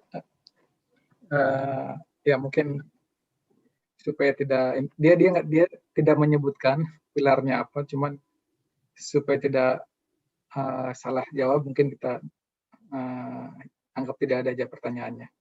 Ya, mungkin saya perlu tahu apa itu 3 pilarnya. Mungkin saya kita skip dulu. Skip aja. Gimana Dr. Emil sendiri, apakah masih mempunyai waktu untuk menjawab pertanyaan? Ada berapa pertanyaan lagi kira-kira? Boleh. Satu lagi mungkin ya. Satu lagi, silakan. Ini dari Yesi Septri Madonna. Pertanyaannya, bagaimana, ini mengenai pariwisata halal nih, Prof. Bagaimana syarat dan langkah yang harus dilakukan jika suatu daerah memiliki potensi untuk pengembangan pariwisata halal? Silakan, Prof. Ya, karena itu cukup panjang jawabannya. Jawaban paling singkat adalah tolong layari website kami www.kneks.go.id, kemudian klik panduan pengembangan pariwisata ramah muslim. Nah, bagi daerah itu panduan atau template ya. Saya agak dicari nanti antara panduan atau template ya, judulnya di situ. Panduan atau template memandu pengembangan pariwisata ramah muslim. Itu ada di website kami. Itu memang ditujukan untuk pemerintah ya, baik itu kota, kabupaten ya, atau pemerintah yang lebih kecil lagi, apa hal-hal yang harus dilakukan agar potensi pengembangan pariwisata ramah muslim di daerahnya dapat dioptimalkan. Kenapa sekarang namanya menjadi pariwisata ramah muslim? Nah, kenapa saya tadi selalu mencoba mengatakan pariwisata ramah muslim? Itulah Indonesia, saya bilang ya. Indonesia itu majemuk ya. Ketika kita menggunakan kata pariwisata halal, pariwisata syariah, langsung muncul beberapa kesalahpahaman. Seolah-olah pariwisata syariah ini akan mewujudkan atau menerapkan syariah untuk semua warga di daerah itu. Sampai begitunya ya.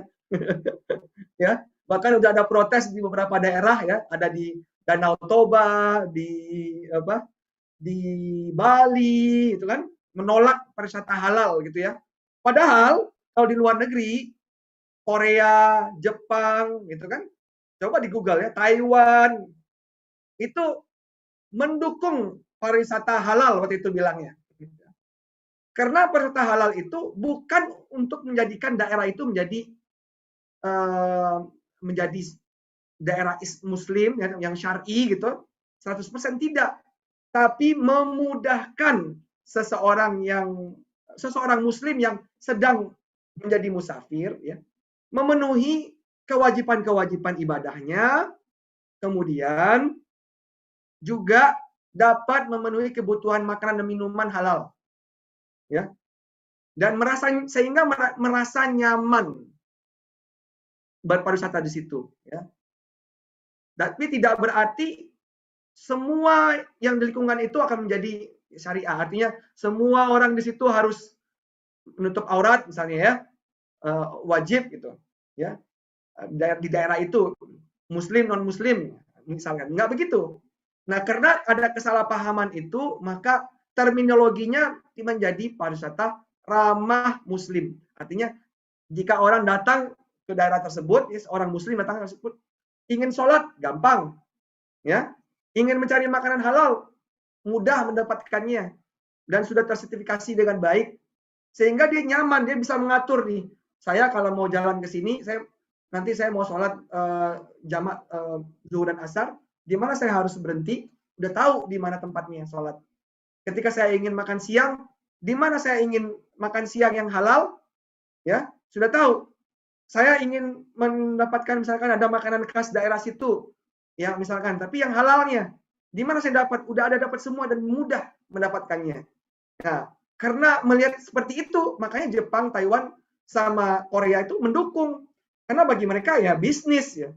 Kalau wisatawan Muslim nyaman di situ, pasti orang akan senang. Gitu. Jadi dirubah terminologinya menjadi pariwisata ramah Muslim. Kurang lebih begitu ya jawabannya.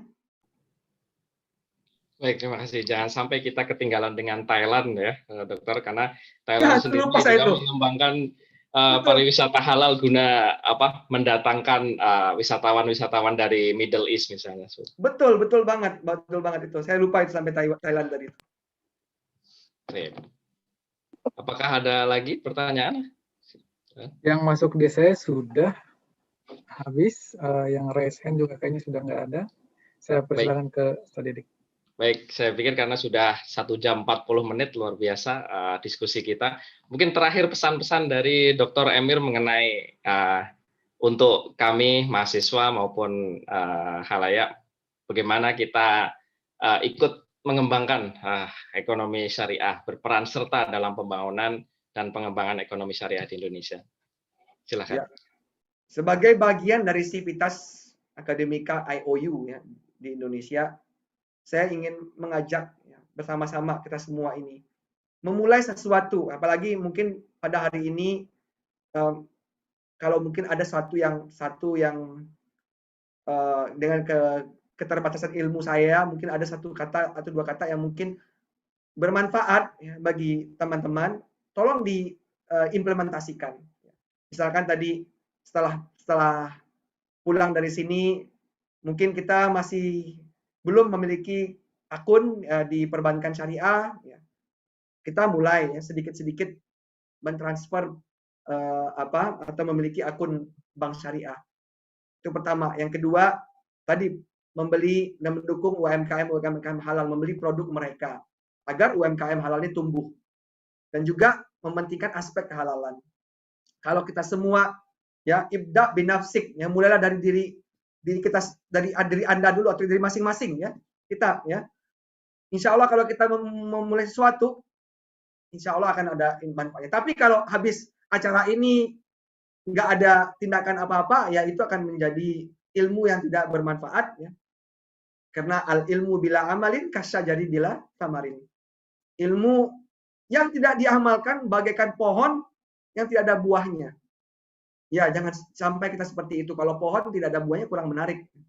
Kalau kita menjadi pohon yang tidak berbuah, ya kurang menarik. Jangan seperti itu. Itu mungkin pesan saya Ustadz, saya mengingatkan diri saya sendiri sebenarnya, dan mudah-mudahan juga bisa bermanfaat bagi teman-teman semuanya. Baik, terima kasih banyak atas kehadirannya Dr. Sultan Amir Hidayat. Jazakumullah khairan katsiran, telah banyak membagi ilmu kepada kami mahasiswa IOU maupun hadirin hadirat sekalian. Bagi para hadirin hadirat yang ingin mengenal lebih jauh mengenai IOU atau International Open University, dapat membuka di website kami www.iou.edu.gm, atau untuk yang di bahasa Indonesia itu di bahasa.iou.edu.gm. Ya. Jadi di situ nanti akan lengkap info-info tentang IOU, dan apabila menanyakan lebih detail lagi silahkan ditanyakan melalui kontak number yang ada di website tersebut. Baik, terima kasih banyak ke Dr. Amir Hidayat, dan mohon maaf apabila ada kesalahan, kekurangan dari kami. Kita tutup dengan hamdalah dan doa kafaratul majelis. Alhamdulillahirabbil alamin. Subhanakallahumma bihamdika asyhadu an la ilaha illa anta astaghfiruka wa atubu ilaik. Wassalamualaikum warahmatullahi wabarakatuh. Waalaikumsalam warahmatullahi wabarakatuh. Ustadz Didi, makasih banyak Ustadz Didi. Para teman-teman semuanya, makasih banyak semuanya. Sukses selalu, sehat selalu. Mohon izin. Assalamualaikum warahmatullahi wabarakatuh. Waalaikumsalam. Waalaikumsalam warahmatullahi wabarakatuh.